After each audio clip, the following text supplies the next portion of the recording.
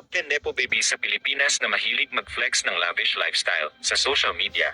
Ang publikong Pilipino ay nagpahayag ng galit at pagkadismaya sa mga tinatawag na Nepo Babies, mga batang isinilang sa yaman. Isang maikling termino para sa nepotistic na mga bata na kikinabang mula sa mga koneksyon sa pamilya, sa gitna ng mga isyong bumabalot sa mga opisyal ng gobyerno at kanilang mga kamag-anak.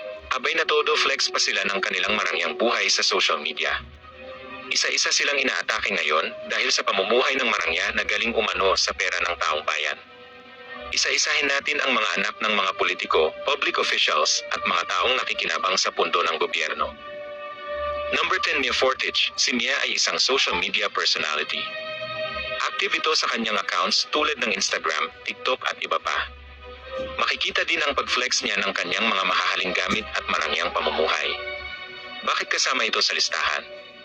Well, sikat ang pamilyang Fortich sa Bukidnon dahil isa sila sa pinakamayamang pamilya na nakatira dito at nagmamay-ari ng maraming lupa. Meron pa nga itong municipality na nakapangalan sa kanyang lolo na si Manolo Fortich.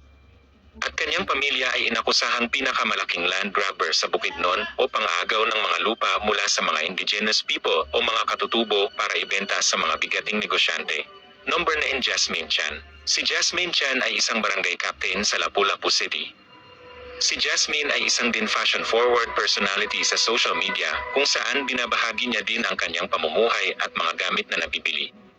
Siya ay anak ni City Mayor Maria Cynthia King Chan at Rep. Junard Chan. Kamakailan lang ay inulan ito ng batikos matapos ito mag-travel sa Europe. Pero ayon sa kanya, ang kanyang pag-travel ay wedding gift ng kanyang asawa, hindi ito pinunduhan ng pera ng barangay. Idinagdag niya na minsan lang siya bumisita sa Europa at ang madalas niyang pagbabago ng damit ay maaaring lumikha ng impresyon ng maraming biyahe. Number 8, Nina Patricia Santos. Si Patricia Santos ay anak ng councilor ng Pasay na si Grace Santos. Si Patricia ay mahilig din mag-post ng kanyang lifestyle at ng kanyang mamahaling bag. Pero kamakailan lang ay inalis niya lahat ng mga post matapos mabatikos ng mga netizens. Number 7, Lemuel Lubiano. Si Lemuel Lubiano, kilala bilang boyfriend ni Claudine Ko at madalas makitang bumibiyahe. Kasama ang pamilya ko siya ay anak ni Lawrence Lubiano na may-ari ng Centerways Construction and Development at may kaugnayan umano kay Senate President Francis Escudero. Kamakailan ay na-private na niya ang kanyang Instagram account. Number 6, Marasigan Siblings. Luis, Angela and Angeli Marasigan. Children of Anthony Marasigan na isang Vice Mayor sa San Juan, Batangas. Makikita sa kanilang social media accounts ang kanilang marangyang pamumuhay. Mahilig din sila mag-post kung magkano ang nagagastos nila kapag lumalabas sila. Ibinida kamakailan ni Angela sa isang vlog nito ang paggastos nila ng higit 200K sa isang sikat na brand. Number 5, Christine Lim. Si Christine Lim Katakutan ay anak ni dating Kapas Tarlac Mayor Reynaldo Katakutan. Ang kanyang ama sobrang tagal na sa gobyerno. Siya ay pumasok bilang public official noong 1992 pa. Kilala din si Christine Lim sa pag-flex ng mga mamahaling bagay at travel na pinaggagastuhan niya. Nag-trending din to kamakailan dahil first time ito sumakay ng jeep. Number 4, Enciso Sisters. Ang isa pang binatikos ay ang magkapatid na Enciso, sina Vernice at Vern, na ang ama ay si Vern Enciso na nagtatrabaho sa Bureau of Customs. Kilala ang magkapatid dahil sa kanilang lifestyle at fashion blogs. These Enciso siblings really live such a luxurious lifestyle, travels, designer brands, high-end cars. Number 3, Jamie Cruz. Jamie ay isang ring social media influencer. Pinapakita ni Jamie ang kanyang maranyang lifestyle sa pamamagitan ng mga vlog niya. Si Jamie ay anak ng nagmamay-ari ng Santo Cristo Construction, Noel Cruz. Ang Santo Cristo Construction ay isa sa mga top 15 contractors na nakakuha ng bilyong-bilyong project mula sa DPWH. Sa ngayon ay nag-deactivate si Jamie sa kanyang mga social media accounts dahil sa sunod-sunod na mga atake ng mga netizens sa kanya at sa kanyang pamilya.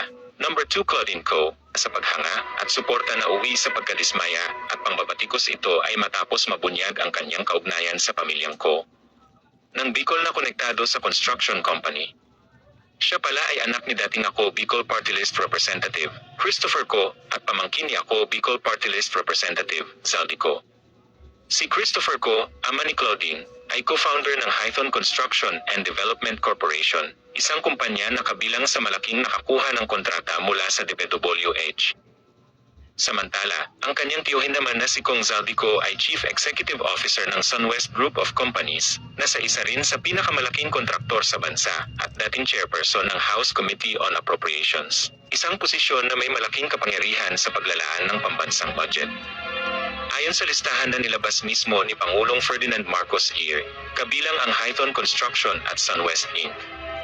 Sa top 15 construction companies na nakakuha ng bilyong-bilyong halaga ng kontrata mula 2023 hanggang 2025, ngayon ay nasa gitna ng matinding pambabatikos si Claudine. Kasabay ng mga aligasyon, binasusi ng netizens sa mga nakaraang posts at vlogs ni Claudine na nagpapakita ng kanyang luho at maranyang lifestyle. Mula sa mamahaling bags at designer outfits hanggang sa mga biyahe abroad. Para sa marami, naging simbolo ng diumnoy kayamanang galing sa buwis ng taong bayan ang kanyang pamumuhay. Dahil dito, lumakas ang panawagan na isama si Claudine sa investigasyon. Matapos ang sunod-sunod na pambabatikos, napansin ng mga netizens na privado at deactivated na ang social media ni Claudine Co. Dating aktibo at open sa kanyang followers, ngayon ay tila umiwas siya sa publiko. Biglang pagkawala niya online, ay lalo pang nagpasiklab ng mga espekulasyon. Number 1, Angela Alonte. Ay si Jella Alonte. Si Jella ay isa din sa hinahangaan online dahil sa mga lifestyle vlog nito at pag-flex ng kanyang mga luho sa social media.